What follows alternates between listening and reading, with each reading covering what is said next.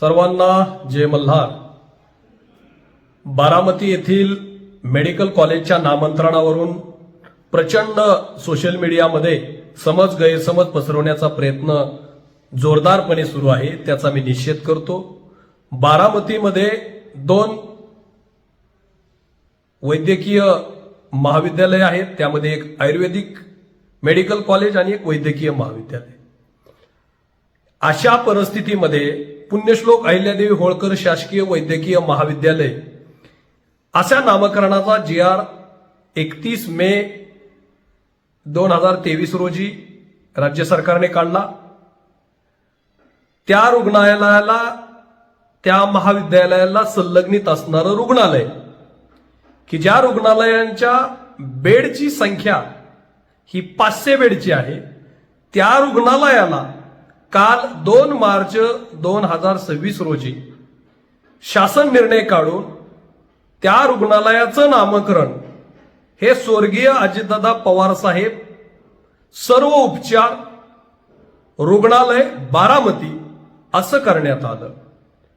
त्याचबरोबर बारामतीमध्ये आयुर्वेदिक महाविद्यालय जे अस्तित्वात आहे, त्या आयुर्वेदिक महाविद्यालयाला स्वर्गीय अजितदादा पवार शासकीय आयुर्वेदिक महाविद्यालय व त्यात संलग्नित असणारे 100 बेडचे जे हॉस्पिटल आहे, त्या हॉस्पिटलला स्वर्गीय अजितदादा पवार साहेब रुग्णालय असं नामकरण करण्यात आलं। त्यामुळे समाजामध्ये काही लोकांनी चुकीचा मेसेज पसरवला की पुण्यश्लोक अहिल्यादेवी होळकरांचं नाव बदलून स्वर्गीय अजितदादा पवार साहेबांचं नाव शासकीय महाविद्यालयाला दिलं, हे चूक आहे। अजितदादांचं नाव हे शासकीय रुग्णालयाला दिलं, महाविद्यालयाला नव्हे।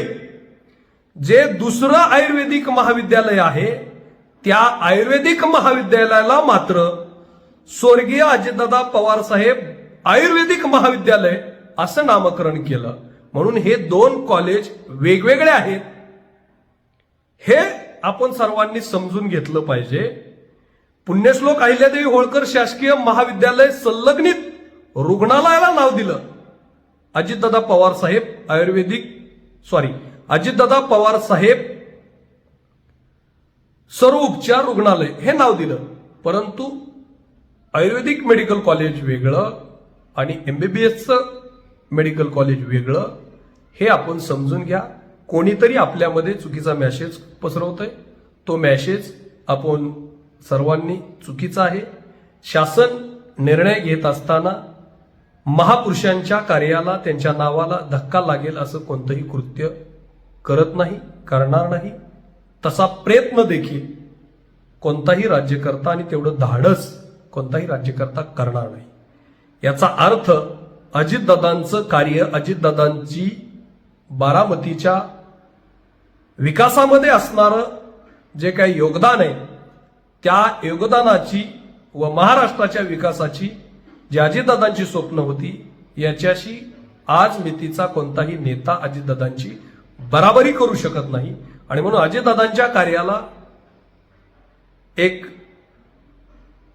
कुठंतरी जनतेच्या हृदयामध्ये जे अजितदादांविषयी स्थान आहे, त्यामुळंच या सर्व रुग्णालयांना व आयुर्वेदिक महाविद्यालयाला स्वर्गीय अजितदादा पवार साहेब यांचं नाव दिलं।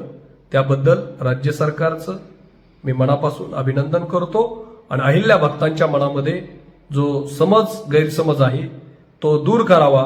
त्या संदर्भातील GR मी माझ्या सर्व सोशल मीडिया साईटवर पोस्ट केलेले आहेत, त्याची आपण पडताळणी करावी आणि टीका करणाऱ्यांना रोखावं, हीच माझी आपल्याला विनंती। जय मल्हार।